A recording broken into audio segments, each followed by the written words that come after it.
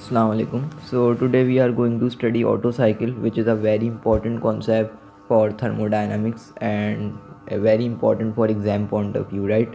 मतलब आप किसी भी यूनिवर्सिटी में अगर मैकेनिकल इंजीनियरिंग कर रहे हैं तो thermodynamics is a key and major core subject to complete this degree. और उसके अंदर जो है वो ऑटो साइकिल जो है वो एक बड़ा मेजर कॉन्सेप्ट होता है। सो बिल्कुल ईजी स्टेप्स में इंशाल्लाह मैं आपको ये डिलीवर कर रहा हूँ और बेसिक से एडवांस की तरफ जाएंगे। पहले बेसिक से मैं जो है वो ऑटो साइकिल की सारी डेफिनेशंस के बाद इसकी जो है प्रॉपर जो ग्राफ है टीएस कर्व वगैरह वो हम देख रहे होंगे। और फिर उसके बाद then we directly jump on to the numericals, right. So सबसे पहले ऑटो साइकिल समझने के लिए आपको ये पता होना चाहिए कि भाई ऑटो साइकिल होती क्या है। So Otto cycle it is a thermodynamic cycle that uses gasoline and a spark igniter to generate thermal energy that is use to create motion. मतलब इसमें ये बता रहे हैं कि भाई ऑटो साइकिल जो है ना एक थर्मोडायनेमिक साइकिल है जो क्या यूज़ करता है, गैसोलीन यूज़ करता है या स्पार्क इग्नाइटर यूज़ करता है, किस लिए, थर्मल एनर्जी को बनाने के लिए। फिर उससे क्या होगा, वो मोशन क्रिएट हो जाएगा। लेट सपोज मैंने यहाँ पे अगर मैं देखूँ तो मैंने इसके अंदर आप लोग यहाँ पे देखें तो मैंने इसका जो है वो रफली सा स्ट्रक्चर बताया हुआ है कि भाई फ्यूल और एयर मिक्सचर, राइट। फ्यूल और एयर मिक्सचर या स्पार्क प्लग जो है वो हम उससे देंगे थर्मल एनर्जी, ठीक है। थर्मल एनर्जी से हमें क्या मिल जाएगी, मैकेनिकल एनर्जी। मतलब हम अपने यूज़फुल वर्क में कन्वर्ट कर रहे हैं थर्मल एनर्जी को, right. So that's the basic phenomena of auto cycle. अब ये बिल्ड कैसे हुई और इसकी हिस्ट्री क्या है वो थोड़ी सी डिस्कस करता हूँ मैं। तो निकोलस ऑटो जो थे वो एक साइंटिस्ट थे जिन्होंने एक वर्किंग इंजन बनाया था, ठीक है। जर्मनी के अंदर 1876 के अंदर उन्होंने एक वर्किंग इंजन बनाया था। और वो इंजन जो था ना वो एक पिस्टन सिलेंडर डिवाइस थी जो 4 टाइम मूव करती थी और उन 4 टाइम्स को हमने स्ट्रोक्स का नाम दिया हुआ था। सिलेंडर के इनसाइड ही वो 4 टाइम्स मूव करती थी। अब मैं इसकी अगर आपको डायग्राम दिखाऊंगा तो आपको और ज़्यादा अच्छे से समझ आ जाएगा। So that's how the thing works, right. So see here this is the engine, piston cylinder device, ठीक है। और ये 4 स्ट्रोक इंजन है। 4 स्ट्रोक इंजन क्यों है, क्योंकि 4 टाइम जो है वो पिस्टन मूव करेगा, ठीक है। 4 टाइम पिस्टन मूव करेगा और उससे हमें हमारा आउटपुट मिलेगा। लेट सपोज अगर हम पहले से यहाँ से स्टार्ट लें। सो this is my this is my piston cylinder device and here is my air and fuel mixture, right। Air and fuel mixture जो है वो हमें यहाँ पे दिया हुआ है और यहाँ पे पिस्टन लगा हुआ है। This is my piston and to we have intake valve, ठीक है। एग्जॉस्ट वॉल्व है और इनटेक वॉल्व है। अभी दोनों को हमने क्लोज किया हुआ है, ठीक है। अभी हमने दोनों को क्लोज किया हुआ है तो एयर और फ्यूल मिक्सचर जो है वो हमारा पिस्टन के अंदर मौजूद है। जब क्या होगा, अगर हम स्ट्रोक 1 देखें तो कंप्रेशन, अगर मैं इस पिस्टन को अपवर्ड मूव करवा दूं तो ये दूसरे स्टेप में देखें मैंने क्या किया, मैंने पिस्टन को अपवर्ड मूव करवा दिया। सो जो एयर और फ्यूल मिक्सचर था ना, एयर और फ्यूल मिक्सचर वो कंप्रेस्ड हो जाएगा, राइट। मतलब पहला जो स्ट्रोक होगा वो कंप्रेशन स्ट्रोक कहलाएगा। वाई, बिकॉज जो एयर और फ्यूल मिक्सचर है उसको हमने कंप्रेस कर दिया। कैसे कंप्रेस किया, हमने जो है वो पिस्टन को अपवर्ड मूव करवा दिया और उस कंप्रेशन होने की वजह से जो है वो एयर और फ्यूल मिक्सचर का प्रेशर बहुत ज़्यादा इंक्रीज़ हो गया। अब क्या हुआ कि जब इंक्रीज हुआ तो हमारे पास एक स्पार्क लगा हुआ है, यहाँ पे स्पार्क प्लग लगा हुआ है हमारे पास। और स्पार्क प्लग जो होता है वो मैं आपको जल्दी से बता देता हूँ स्पार्क प्लग होता क्या है। Spark plug is a device, spark plug is a device that takes high voltage, ठीक है। हाई वोल्टेज लेता है ये और हाई वोल्टेज इलेक्ट्रिसिटी को जो है ना ये कन्वर्ट कर देता है स्पार्क के अंदर। मतलब स्पार्क के अंदर इलेक्ट्रोड्स पॉजिटिव और नेगेटिव तो उसके अंदर ये कन्वर्ट कर देता है। सो स्पार्क प्लग जो है वो होगा हमारे पास यहाँ पे लगा हुआ है। अब जब एज अ रिज़ल्ट क्या होगा कि हाई प्रेशर था तो स्पार्क प्लग जो होगा वो इग्नाइट करेगा मतलब कंबशन होगी और कंबशन होगी तो पिस्टन दोबारा से नीचे आ जाएगा, मतलब एक्सपेंड हो जाएगा। अब ये जो स्ट्रोक होगा इसको कहेंगे expansion power stroke. Expansion power stroke क्यों बोला जा रहा है इसको, बिकॉज स्पार्क ने क्या किया, हमारे पास स्पार्क प्लग ने इसको एक्सपेंड करवा दिया पिस्टन को, राइट। मतलब इसने जो है वो इग्नाइट किया तो वो उसके प्रेशर से उसने जो है वो एक्सपेंड हो गया। तो this is called power stroke. Power stroke जो है वो स्पार्क प्लग की वजह से हुआ। अब क्या होगा भाई, जब हमने पावर स्ट्रोक दे दिया उसके बाद जो है वो हम एग्जॉस्ट वॉल्व को ओपन कर देंगे, ठीक है। एग्जॉस्ट वॉल्व को ओपन करने से क्या होगा, जो हमारे पास कंबशन गैसेस थी, राइट। मतलब जो हमारे पास इसके अंदर हाई एटमॉस्फेरिक प्रेशर से ज़्यादा जो हाई हमारे पास प्रेशर गैसेस थी, कंबशन गैसेस, वो सारी क्या होने लग जाएंगी, वो फ्लो आउट होने लग जाएंगी, फ्लो आउट होने लग जाएंगी। इससे मतलब जो ओपन किया एग्जॉस्ट वाल्व वो फ्लो आउट होने लग जाएंगी, और जैसे ही वो फ्लो आउट होंगी तो हम क्या करेंगे, हम दोबारा से पिस्टन को जो है वो अपवर्ड मूव करवाएंगे, ताकि क्या हो, जो सारी कंबशन वाली गैसेस हैं वो सारी हमारे एग्जॉस्ट वाल्व से निकल जाएं। ठीक है, अब क्या होगा, अब हमने एग्जॉस्ट वाल्व बंद कर देंगे और इनटेक वाल्व ओपन करेंगे, और इनटेक वाल्व ओपन करने से एयर और फ्यूल मिक्सचर इनलेट हो जाएगा, और इनलेट होने की वजह से जो है वो पिस्टन दोबारा डाउनवर्ड मूव कर जाएगा। This is stroke 4, it is called intake stroke. Stroke 3 में एग्जॉस्ट स्ट्रोक था और स्ट्रोक 4 में इनटेक स्ट्रोक था। So that's how the piston cylinder device work. 4 stroke engine जो है वो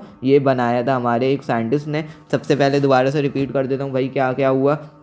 सबसे पहले स्ट्रोक 1 में कंप्रेशन स्ट्रोक हुआ। कंप्रेशन स्ट्रोक में एयर और फ्यूल मिक्सचर को हमने कंप्रेस करवाया, जिसके as a result we have a high pressure, right. और हाई प्रेशर जब हुआ सो स्ट्रोक 2 के अंदर जो हमारे पास एक स्पार्क भी लगा हुआ था पिस्टन सिलेंडर डिवाइस की टॉप के ऊपर, तो स्पार्क ने क्या किया, स्पार्क प्लग ने जो है वो इग्नाइट कर दिया। और स्पार्क प्लग मैं आपको बता चुका हूँ कि एक इलेक्ट्रिकल डिवाइस है जो क्या करती है, हाई वोल्टेज इलेक्ट्रिसिटी को कन्वर्ट कर देती है, जो है वो इलेक्ट्रोड्स के अंदर, मतलब इग्नाइट करवाती है। तो इग्नाइट इसने दिया या स्पार्क दिया, सो इग्नाइट की वजह से क्या हुआ, जो पिस्टन था वो दोबारा एक्सपेंड हो गया, मतलब ये पावर स्ट्रोक लगा तो इसको पावर एक्सपेंशन स्ट्रोक बोला। फिर हमने क्या किया, एग्जॉस्ट वाल्व को ओपन किया, और एग्जॉस्ट वाल्व के ओपन होने से क्या हुआ कि सारी जो गैसेस थी हमारी वो आउट हो गई उसके अंदर, मतलब जो हमारे पास ऐसी प्रेशर जिनका एटमॉस्फेरिक प्रेशर से ज़्यादा था वो सारी क्या हो गई, एक्सपेंड आउट हो गई स्ट्रोक 3 के अंदर। That is called exhaust stroke. Then we go to the फिर हमने क्या किया, then we close the exhaust valve and then we open the intake valve. ठीक है, राइट, इनटेक वाल्व ओपन किया, सो दैट्स द एयर और fuel mixture comes into the cylinder, and that how the things work between these 4 strokes. So I hope कि आप लोग को ये अच्छे से क्लियर हो गया होगा। Now let's move further. अब आइडियल ऑटो साइकिल का जो है मैं आपको इसी से रिलेट करके जो है वो और ज़्यादा अच्छे से क्लियर करवा देता हूँ। So let's move further. This is ideal Otto cycle, और आइडियल ऑटो साइकिल का रफली स्ट्रक्चर बिल्कुल सेम होगा 4 स्ट्रोक इंजन से, तो इसको आपने बिल्कुल भी जो है वो कंफ्यूज नहीं होना है इसके अंदर कि भाई आइडियल ऑटो साइकिल और इसके अंदर क्या फ़र्क था। So first of all read this, ideal process of all of 4 stroke engine. सही है, 4 स्ट्रोक इंजन के सारे जो फर्स्ट प्रोसेस थे, ठीक है, 2 स्ट्रोक वाले वो सेम रहेंगे। अब बस क्या किया यहाँ पे, एयर फ्यूल मिक्सचर की जगह हमने सिर्फ और सिर्फ एयर ले लिया। ठीक है, instead of air fuel mixture we have taken only air, right, only air ले लिए। और जो स्पार्क लगा हुआ था हमारे पास जो टॉप के ऊपर, उस स्पार्क को हटा गए, बस हमने एक्सटर्नल सोर्स से अब हीट प्रोवाइड करनी है। ठीक है, we provide heat from external source instead of spark. We provide heat from external source instead of spark. So that's how the thing work कि भाई हमने जो है वो हीट प्रोवाइड करनी है एक्सटर्नल सोर्स से।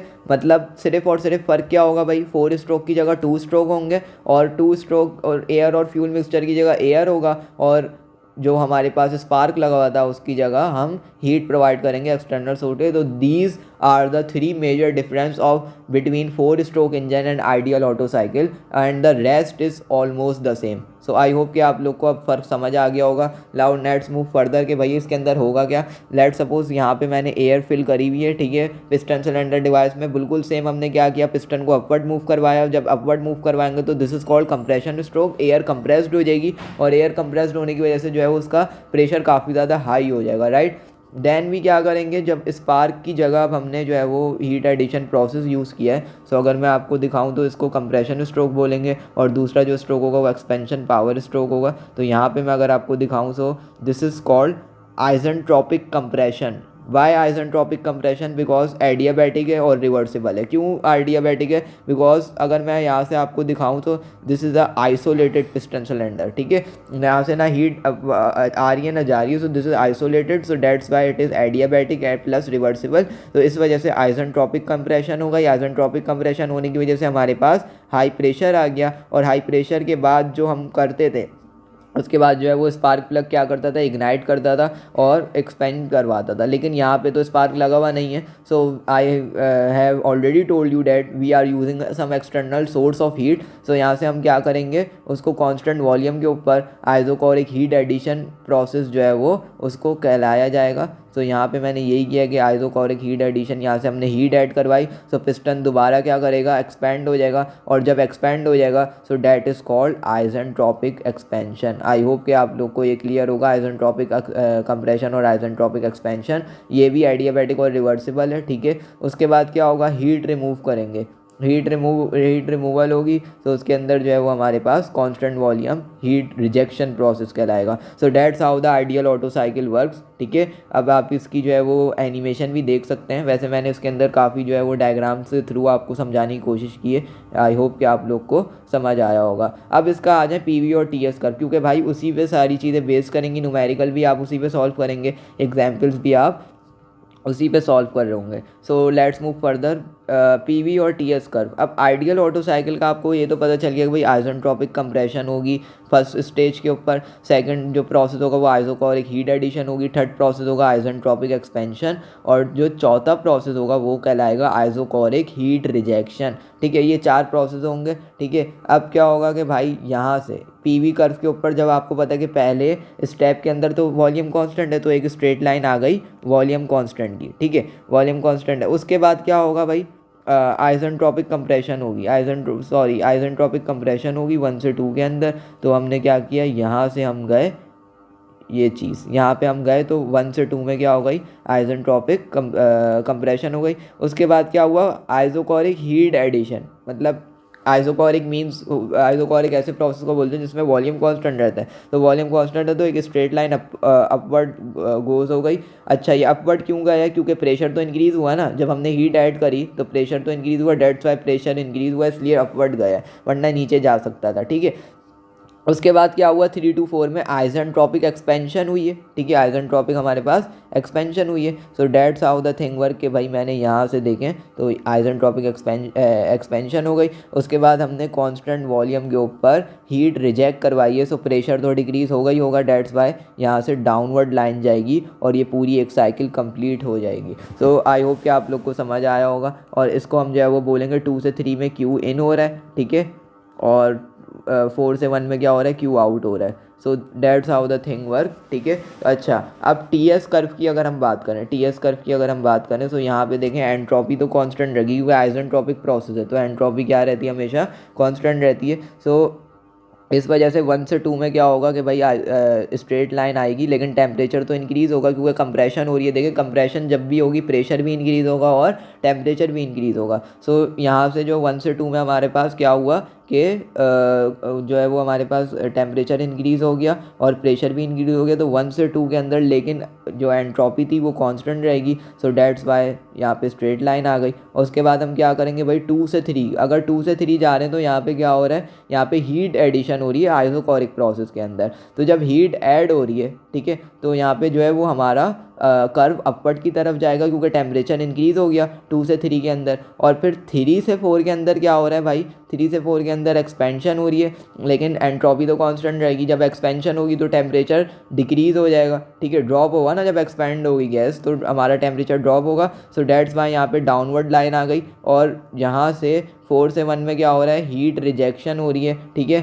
तो आइसेंट्रोपिक यहाँ पे हमने जो है वो पूरी साइकिल कंप्लीट करवा दी। अब आप ये देख सकते हैं कि जो नीचे वाला कर्व है ये कांस्टेंट लार्ज वॉल्यूम है और जो ऊपर वाला है ये कांस्टेंट स्मॉल वॉल्यूम है। ठीक है, सो जो ऊपर वाला होता है उसको टॉप डेड सेंटर बोलते हैं। ठीक है, एंड जो नीचे वाला जहाँ से वॉल्यूम, ये लेट सपोज ये जो पिस्टन की तरफ अगर आप देखें तो ये जो बी डी सी है this is called bottom dead centre, bottom dead centre. ठीक है, और जो इसके ऊपर यहाँ टी डी सी है it is called top dead centre, right, it is called top dead centre. So यहाँ से जो अपवर्ड होगा पिस्टन की अप वाली पोजीशन है उसको टॉप डेड सेंटर बोलेंगे और जो डाउन वाली है उसको बॉटम डेड सेंटर बोलेंगे। So I hope that's clear for you P S और टी एस कर्व। अब जल्दी से इसकी फार्मूला और इक्वेशंस बता देता हूँ, ठीक है। उसके अलावा जो है वो थ्योरी हमने कवर कर ली, इसका कर्व वगैरह समझ आ गया आपको। अब ये इक्वेशंस है जो न्यूमेरिकल्स में काफ़ी ज़्यादा यूज़ होने वाली हैं, सो इनका आप स्क्रीनशॉट भी ले सकते हैं। और अगर आप चाहते हैं कि ये मैं PDF आपको शेयर कर दूँ, नोट्स शेयर कर दूँ,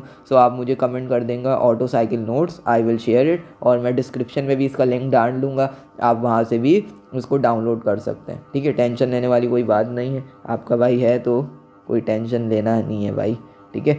तो फार्मूलाज एंड इक्वेशंस, अब क्या होगा कि भाई देखो, एनर्जी एनालिसिस हम करेंगे ऑटो साइकिल के अंदर, ठीक है। पिस्टन सिलेंडर है, अब कंप्रेशन हो रही है ना। पहले में क्या हुआ था भाई, जब मैंने आपको ग्राफ अब समझा दिया, अब तो देखो बिल्कुल इजीली आपको समझ आना चाहिए। कंप्रेशन हो रही है तो वर्क इन जो होगा वो U2 माइनस U1 के बराबर होगा। एक्सपेंशन होगी तो क्या होगा, इंटरनल एनर्जी इंक्रीज हो जाएगी, तो U3 माइनस U4 जो होगा वो वर्कआउट हो जाएगा। अच्छा, हीट एडिशन कब हो रही थी, कांस्टेंट वॉल्यूम हीट एडिशन 1 से 2 से 3 में, तो U3 माइनस U2। और हीट रिजेक्शन हो रही थी 4 से 1 की तरफ, जब प्रोसेस साइकिल कंप्लीट हो रही थी, तो Q आउट जो होगा वो U4 माइनस U1 के बराबर हो जाएगा। थर्मल एफिशिएंसी का फॉर्मूला होता है work net upon Q in, work net का फॉर्मूला होता है work out minus work in over Q in. इसकी जगह आप जो है वो ये चीज़ें इनके फार्मूलाज भी ओपन कर सकते हैं, या फिर यहाँ तक भी छोड़ सकते हैं, तो कोई इतना इशू नहीं होगा। सो दिस इज़ द इक्वेजन, और ये इक्वेजन्स आई हैं एनर्जी बैलेंस इक्वेजन से। अगर आप चाहते हैं कि मैं वो भी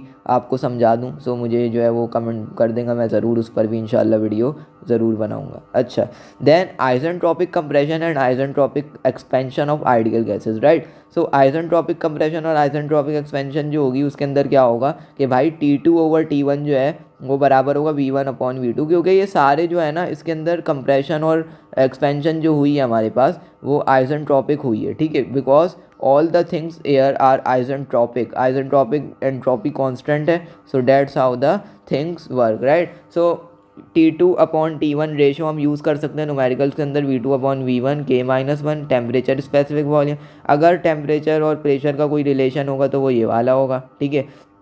इसी तरह प्रेशर और वॉल्यूम का रिलेशन होगा तो वो ये वाला होगा। सो इसको आपने जो है वो अच्छे से याद कर लेना है, ठीक है। अच्छा, इसके अलावा और भी ये दो रिलेशन होते हैं, अगर मैं दिखाऊं तो VR2 over VR1 equal to V2 upon V1। This is relative volume और रिलेटिव प्रेशर का भी होता है, मतलब PR2 upon PR1 equal to P2 upon P1। और these two are very commonly used, right? These two are very important for exam point of view. So आपने जो है वो इनको अच्छे से याद रखना है, क्योंकि यही न्यूमेरिकल्स के अंदर काफ़ी ज़्यादा यूज़ हो रहे होंगे। सो that's all for this video. इंशाल्लाह नेक्स्ट वीडियो में हम ऑटो साइकिल के न्यूमेरिकल सॉल्व कर रहे होंगे, उसमें मैं बुक के न्यूमेरिकल भी सॉल्व करवाऊंगा और एग्जाम्पल्स ऐसी सॉल्व करवाऊंगा कि मतलब जो है वो आपके लिए काफ़ी ज़्यादा यूज़फुल होंगी। और सिर्फ अगर आप वही सॉल्व कर लेते हैं, सो आपका जो है वो एग्ज़ाम में किसी भी टाइप का सवाल आ जाए तो आप वो इंशाल्लाह ईज़िली कर लेंगे। भले आप किसी भी दुनिया की यूनिवर्सिटी से पढ़ रहे हो, तो कोई भी सवाल आप ईज़िली कर सकते हैं। सो that's all for this video, thanks for watching. और जो है वो स्टे ट्यून्ड विद मी, इंशाल्लाह मुलाकात होती है नेक्स्ट वीडियो में।